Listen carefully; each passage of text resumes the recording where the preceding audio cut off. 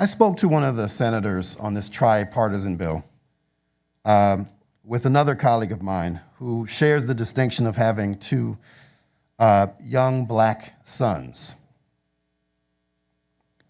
living in a very violent city, where some of that violence is perpetuated by law enforcement officers themselves, where experiences that I've had my entire life with no criminal record, never being arrested,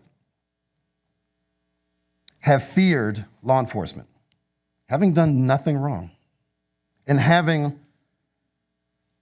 wanted to flee police in certain circumstances in my youth and as an adult for fear of my own life, having not been accused of doing anything wrong. I had that conversation as a father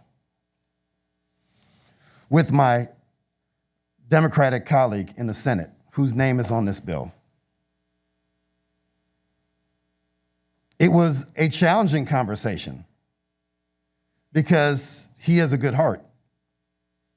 And I understand that this awfulness happened to someone close to him.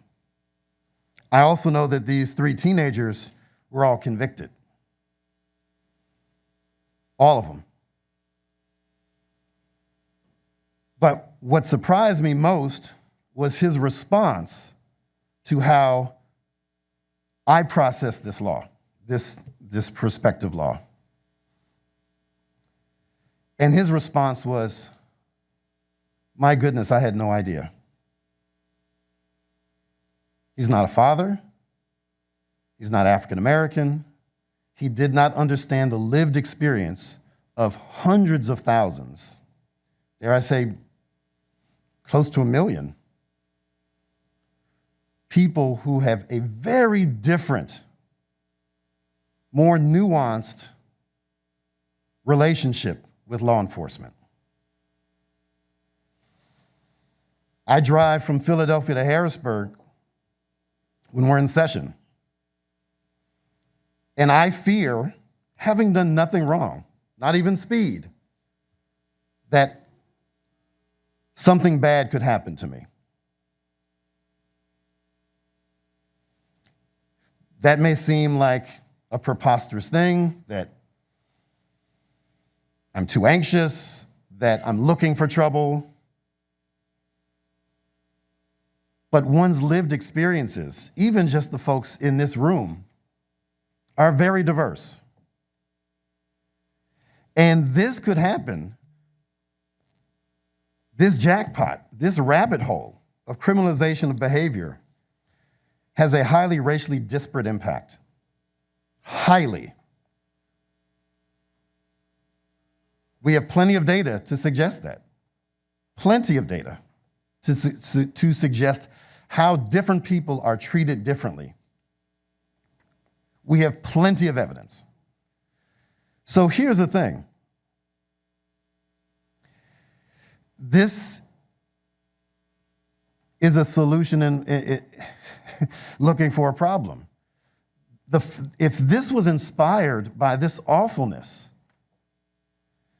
and these three teenagers were convicted, why do we need this? We have 1,500 new criminal offenses in the last 50 years in this state alone. Does it make us safer? Does it make law enforcement safer?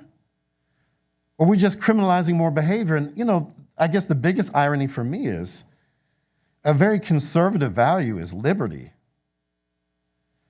You could be put in this jackpot having not done anything wrong.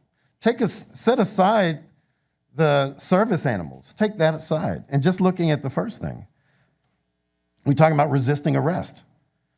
Well, I don't know how many people have read that provision of what resisting arrest is. It is very vague. And you don't have to have done anything wrong, as a fellow colleague has said earlier. So if that's the only thing that could get you into this situation, then we're just being tough on crime. And I understand that's very sexy to some folks here. But it actually doesn't keep anyone safer. It doesn't keep animals safer. It doesn't keep law enforcement safer. And it sure as heck doesn't keep the general population any safer. In fact, it triggers greater fear that now there's one more reason that law enforcement could abuse their power in already vulnerable communities. And for that and many other reasons, I strongly oppose this bill. Thank you, Mr. Chairman.